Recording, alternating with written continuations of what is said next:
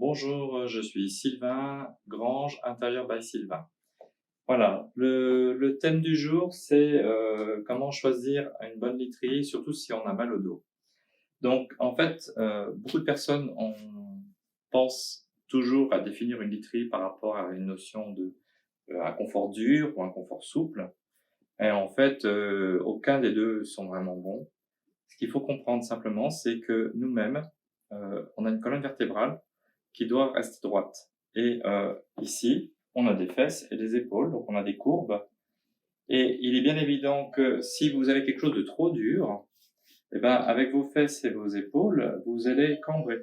Si vous cambrez, votre colonne vertébrale n'est pas droite et automatiquement votre dos va souffrir.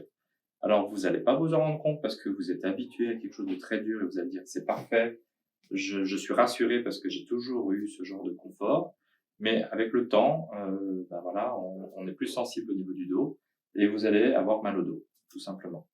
Donc, chaque cas est différent et il n'y a que en faisant des essayages qu'on peut définir les choses. Donc, il y a des petits tests pour arriver à se rendre compte. Donc, par exemple, celui-ci, vous êtes sur une literie Tréca avec un 2 lunes, donc c'est un confort mi-ferme. Il faut savoir que vous avez une lune, deux lunes, trois lunes qui vous donnent trois duretés différentes. Donc, par exemple, moi, si j'essaye celui-ci, vous voyez, il faut que j'arrive à sentir si, dans la courbe ici, si ça appuie bien, si je sens que ça plaque sur mon matelas. Donc ça, c'est vraiment le premier test, que mon corps rentre bien dedans et que ça ne creuse pas et que ça plaque bien. Après, la notion de dureté, on l'a choisi après.